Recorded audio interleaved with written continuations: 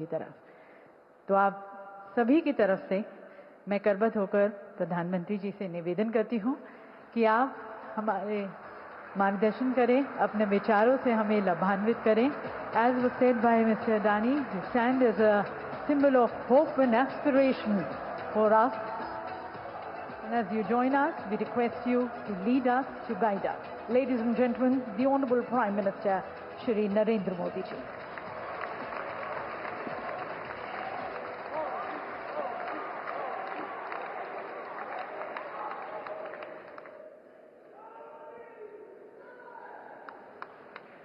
राजस्थान के राज्यपाल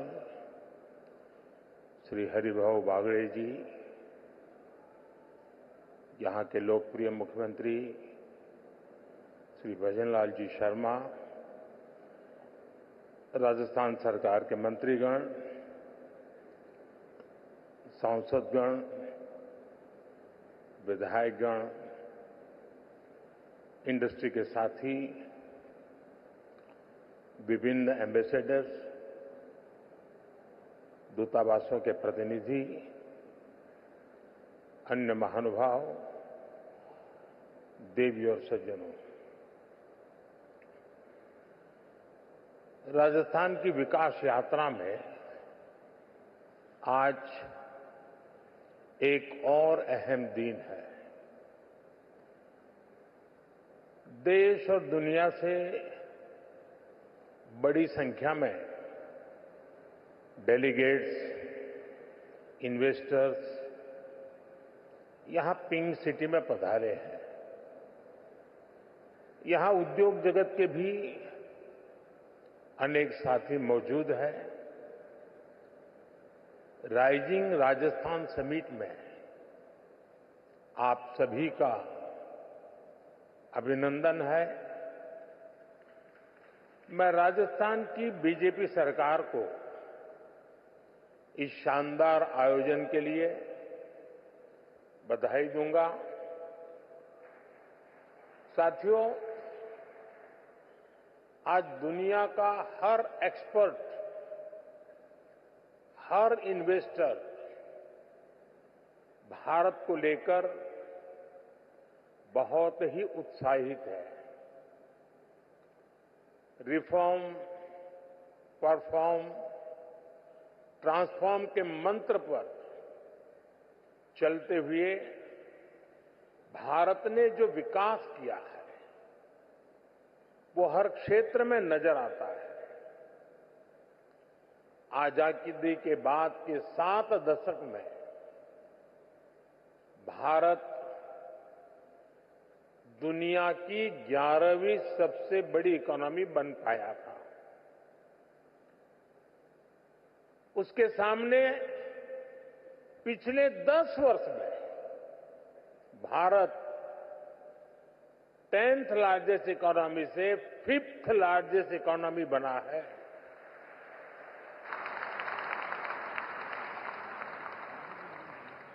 बीते 10 वर्षों में भारत ने अपनी इकोनॉमी की साइज करीब करीब डबल किया है। बीते 10 वर्षों में भारत का एक्सपोर्ट भी करीब करीब डबल हो गया है। 2014 से पहले के दशक की तुलना में बीते दशक में एफडीआई भी 2 गुना से अधिक हुआ है। इस दौरान भारत ने इंफ्रास्ट्रक्चर का खर्च करीब 2 ट्रिलियन रुपए से बढ़कर 11 ट्रिलियन तक पहुंचा दिया है। साथियों, डेमोक्रेसी, डेमोग्राफी, डिजिटल डेटा और डिलीवरी की पावर क्या होती है, ये भारत की सफलता से पता चलता है। भारत जैसे डाइवर्स देश में डेमोक्रेसी इतनी फल फूल रही है, इतनी सशक्त हो रही है ये अपने आप में बहुत बड़ी उपलब्धि है। डेमोक्रेटिक रहते हुए मानवता का कल्याण ये भारत की फिलॉसफी के कोर में है। ये भारत का मूल चरित्र है। आज भारत की जनता अपने डेमोक्रेटिक हक के माध्यम से भारत में स्टेबल गवर्नमेंट के लिए वोट दे रही है। साथियों, भारत के इन पुरातन संस्कारों को हमारी डेमोग्राफी यानी युवा शक्ति आगे बढ़ा रही है। आने वाले अनेक सालों तक भारत दुनिया के सबसे युवा देशों में रहने वाला है। भारत में युवाओं का सबसे बड़ा पूल होने के साथ ही सबसे बड़ा स्किल्ड युवा वर्ग भी होगा। इसके लिए सरकार एक के बाद एक कई फैसले ले रही है। साथियों, बीते दशक में भारत की युवा शक्ति ने अपने सामर्थ्य में एक और आयाम जोड़ा। ये नया आयाम है भारत की टेक पावर, भारत की डेटा पावर।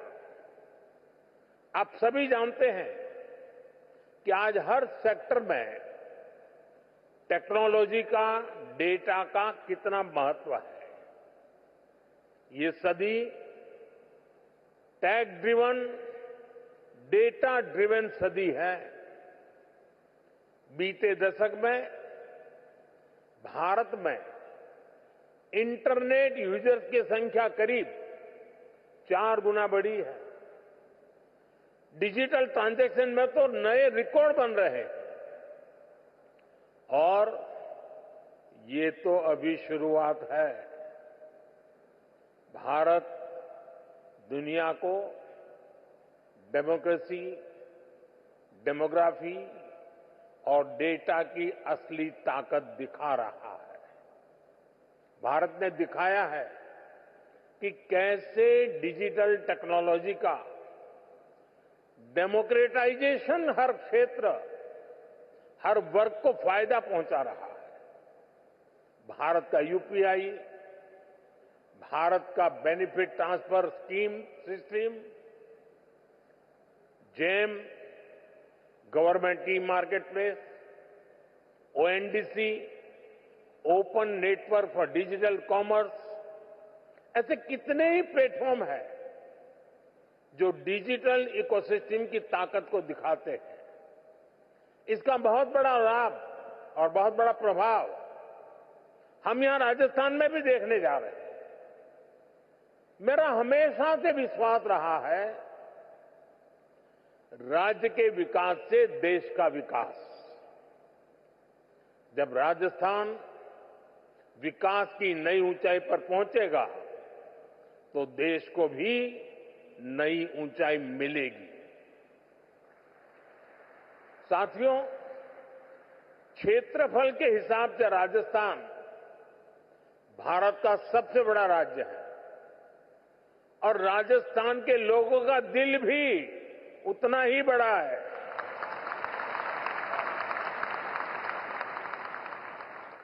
यहां के लोगों का परिश्रम, उनकी ईमानदारी, कठिन से कठिन लक्ष्य को पाने की इच्छा शक्ति,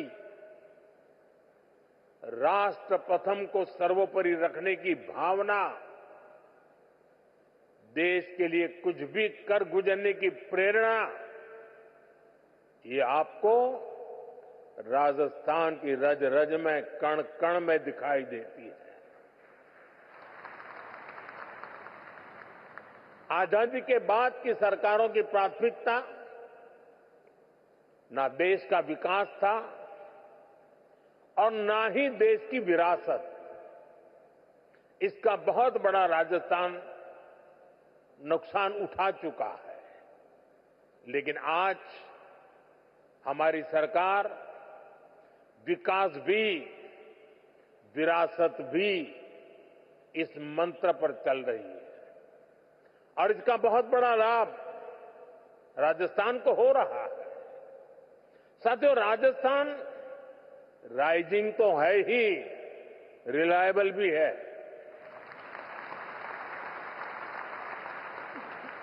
राजस्थान रिसेप्टिव भी है और समय के साथ खुद को रिफाइन करना भी जानता है। चुनौतियों से टकराने का नाम है राजस्थान।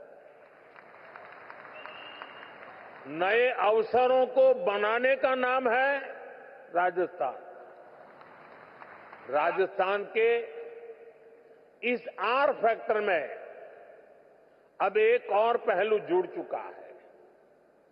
राजस्थान के लोगों ने यहां भारी बहुमत से बीजेपी की रिस्पॉन्सिव और रिफॉर्मिस्ट सरकार बनाई है।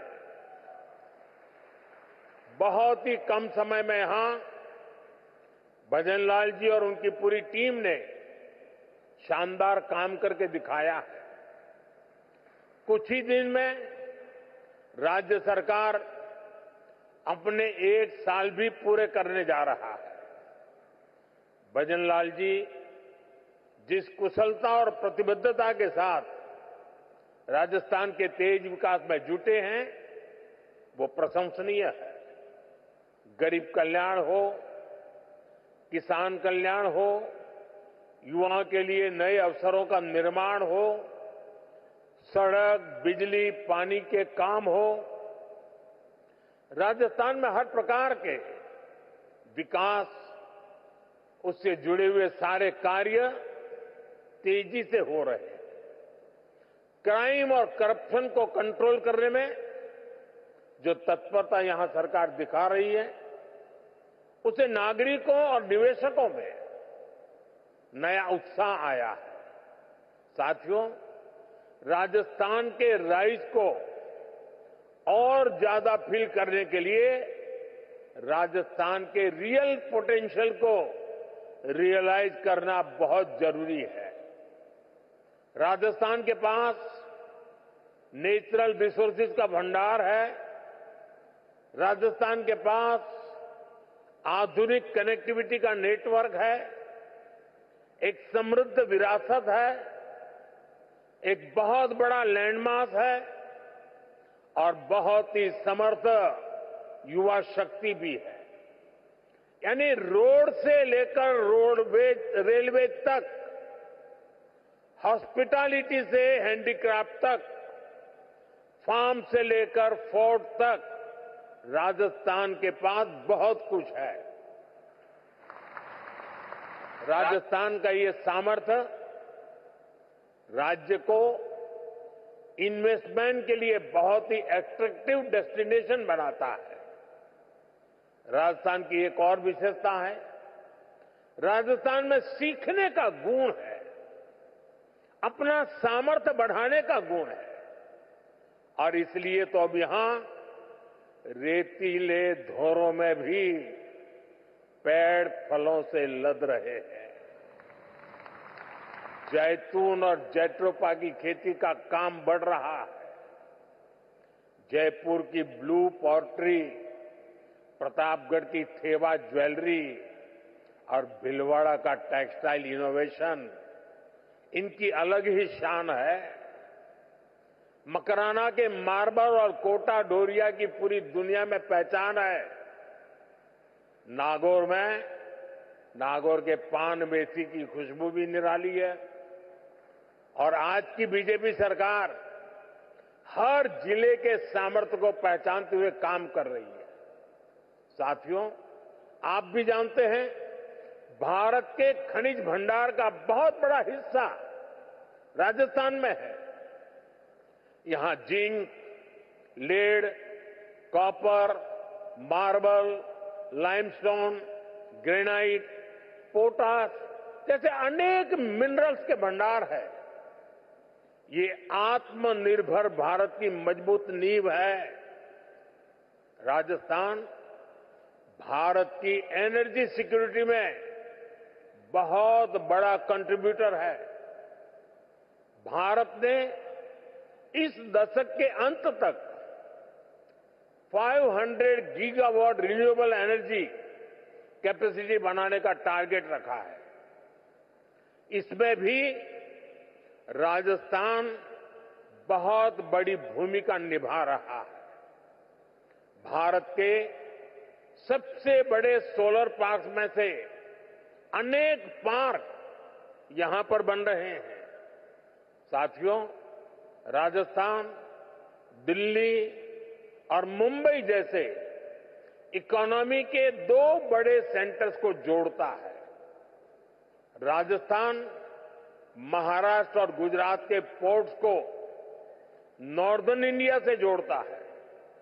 आप देखिए, दिल्ली मुंबई इंडस्ट्रियल कॉरिडोर का 250 किलोमीटर हिस्सा राजस्थान में है। इससे राजस्थान के अलवर, भरतपुर, दौसा, सवाई माधोपुर, टोंक, बूंदी और कोटा ऐसे जिलों को बहुत फायदा होगा। डेडिकेटेड फ्रेट कॉरिडोर जैसे आधुनिक रेल नेटवर्क का 300 किलोमीटर हिस्सा राजस्थान में है।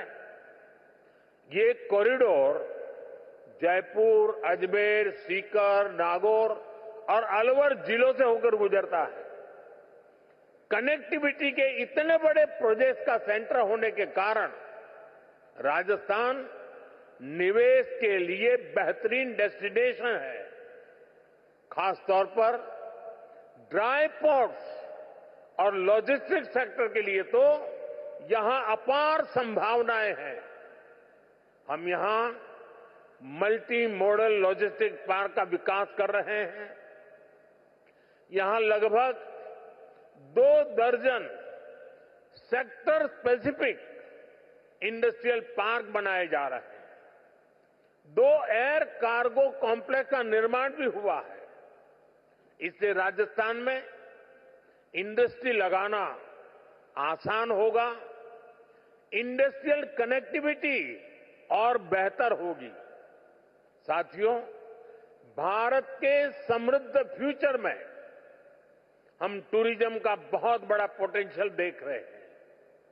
भारत में nature, culture, adventure, conference, destination wedding और हेरिटेज टूरिज्म सबके लिए असीम संभावनाएं हैं।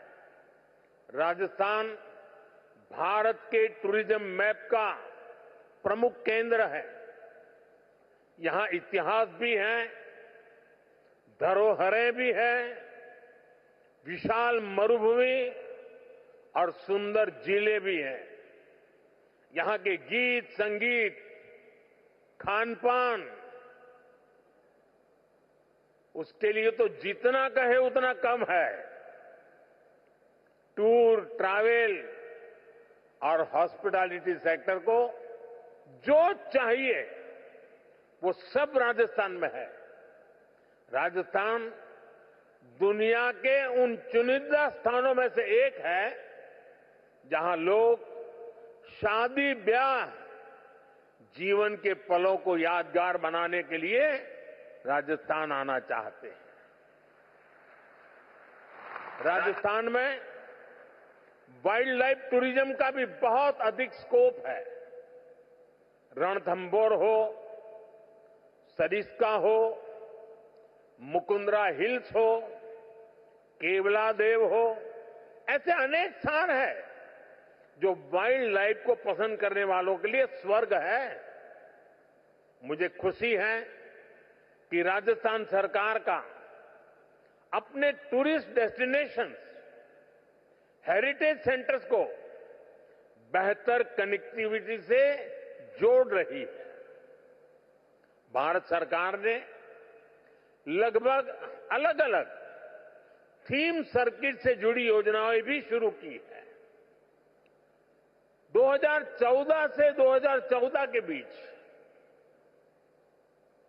10 साल में भारत में 5 करोड़ के आसपास विदेशी टूरिस्ट आए थे, जबकि 2014 से 2024 के बीच भारत में 7 करोड़ से ज्यादा विदेशी टूरिस्ट आए हैं।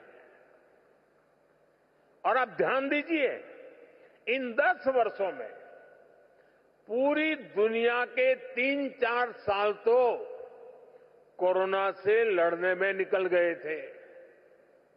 कोरोना काल में टूरिज्म ठप पड़ा था। इसके बावजूद भारत में आने वाले टूरिस्ट की संख्या इतनी ज्यादा बढ़ी है।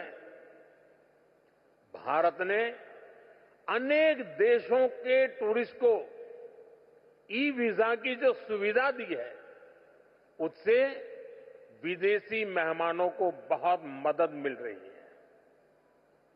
भारत में आज डोमेस्टिक टूरिज्म भी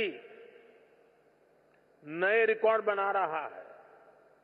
उड़ान योजना हो, वंदे भारत ट्रेनें हो, प्रसाद स्कीम हो, इन सभी का लाभ राजस्थान को मिल रहा है। भारत के वाइब्रेंट विलेज जैसे कार्यक्रमों से भी राजस्थान को बहुत फायदा हो रहा है। मैंने देशवासियों से मेड इन इंडिया का आह्वान किया है। इसका फायदा भी राजस्थान को होना तय है। राजस्थान में heritage tourism, film tourism, eco tourism, rural tourism, border area tourism, इसे बढ़ाने की अथाह संभावनाएं हैं। इन क्षेत्रों में आपका निवेश राजस्थान के टूरिज्म सेक्टर को ताकत देगा और आपका बिजनेस भी बढ़ाएगा। साथियों, आप सभी ग्लोबल सप्लाई और वैल्यू चेन से जुड़ी चुनौतियों से परिचित हैं। आज दुनिया को एक ऐसी अर्थव्यवस्था की जरूरत है जो बड़े से बड़े संकट के दौरान भी मजबूती से चलती रहे, उसमें रुकावटें न आए। इसके लिए भारत में व्यापक मैन्युफैक्चरिंग बेस का होना बहुत जरूरी है। ये सिर्फ भारत के लिए ही नहीं, बल्कि दुनिया की इकोनॉमी के लिए भी आवश्यक है। अपने इसी दायित्व को समझते हुए भारत ने मैन्युफैक्चरिंग में आत्मनिर्भरता का एक बहुत बड़ा संकल्प लिया है। भारत अपने मेक इन इंडिया प्रोग्राम के तहत लो कॉस्ट मैन्युफैक्चरिंग पर बल दे रहा है। भारत के पेट्रोलियम प्रोडक्ट्स, भारत की दवाएं और वैक्सीन, भारत का इलेक्ट्रॉनिक सामान, इसमें भारत की रिकॉर्ड मैन्युफैक्चरिंग से दुनिया को बहुत बड़ा फायदा हो रहा है। राजस्थान से भी बीते वर्ष करीब करीब 84,000 करोड़ रुपए का एक्सपोर्ट हुआ है। 84,000 करोड़ रुपीस। इसमें इंजीनियरिंग गुड्स, जेम्स और jewellery, textiles, handicraft, agro food products भी शामिल है। साथियों, भारत में मैन्युफैक्चरिंग बढ़ाने में पीएलआई स्कीम का रोल भी लगातार बढ़ता जा रहा है। आज इलेक्ट्रॉनिक्स, स्पेशलिटी स्टील, ऑटोमोबाइल्स और auto components, solar PV, pharmaceutical drugs, इन सेक्टर्स में बहुत अधिक उत्साह है। पीएलआई स्कीम के कारण करीब 1.25 लाख करोड़ रुपए का इन्वेस्टमेंट आया है। करीब 11 लाख करोड़ रुपए के प्रोजेक्ट बने हैं और एक्सपोर्ट में 4 लाख करोड़ रुपए की बढ़ोतरी हुई है। लाखों युवाओं को नए रोजगार भी मिले हैं। यहां राजस्थान में भी ऑटोमोटिव और ऑटो कंपोनेंट इंडस्ट्री का अच्छा बेस तैयार हो चुका है। यहां इलेक्ट्रिक व्हीकल मैन्युफैक्चरिंग के लिए बहुत संभावनाएं हैं। इलेक्ट्रॉनिक्स मैन्युफैक्चरिंग के लिए भी जो जरूरी इंफ्रास्ट्रक्चर की जरूरत है, वो भी राजस्थान में उपलब्ध है। मैं सभी निवेशकों से आग्रह करूंगा, इन्वेस्टर से आग्रह करूंगा, राजस्थान के मैन्युफैक्चरिंग पोटेंशियल को भी जरूर एक्सप्लोर करें।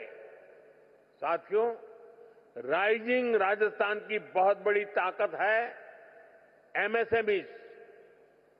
एमएसएमईज के मामले में राजस्थान भारत के टॉप 5 राज्यों में से एक है। यहां इस समिट में एमएसएमईज पर अलग से एक कॉन्क्लेव भी होने जा रहा है। राजस्थान के 27 लाख से ज्यादा छोटे और लघु उद्योगों में काम करने वाले 50 लाख से ज्यादा लोग राजस्थान के भाग्य को बदलने का सामर्थ्य रखते हैं।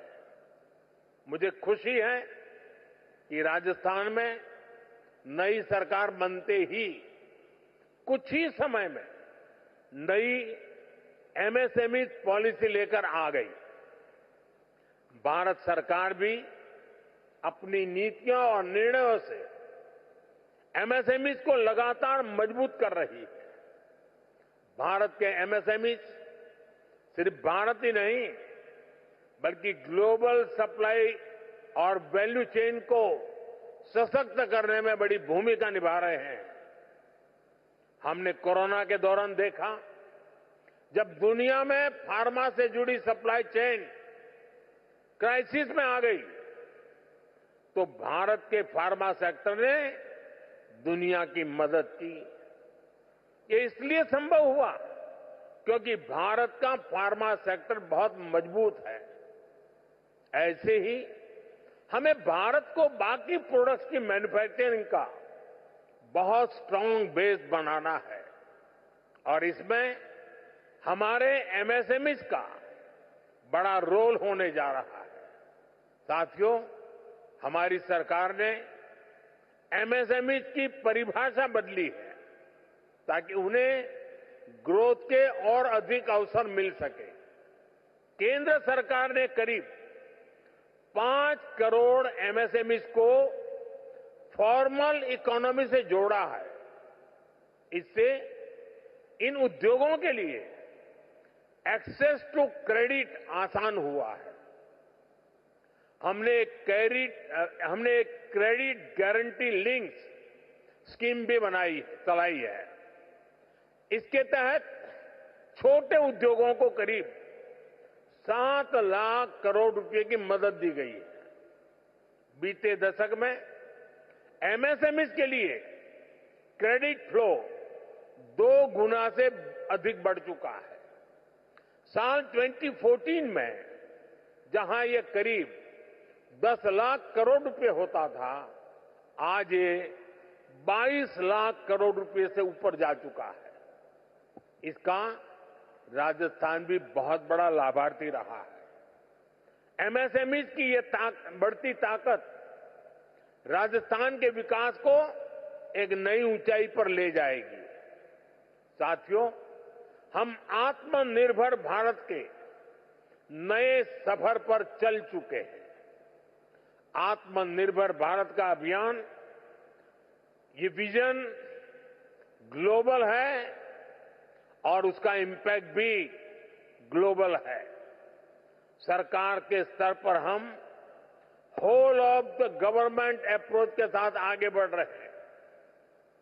इंडस्ट्रियल ग्रोथ के लिए भी हम हर सेक्टर, हर फैक्टर को एक साथ बढ़ावा दे रहे हैं। मुझे पूरा भरोसा है कि सबका प्रयास की यही भावना विकसित राजस्थान बनाएगी, विकसित भारत बनाएगी। साथियों, यहां देश और दुनिया से अनेक डेलीगेट्स आए हैं। बहुत सारे साथियों की ये पहली भारत यात्रा होगी। हो सकता है राजस्थान की भी उनकी पहली यात्रा हो। आखिर मैं यही कहूंगा, स्वदेश लौटने से पहले आप राजस्थान को, भारत को जरूर एक्सप्लोर करें। राजस्थान के रंग बिरंगे बाजारों का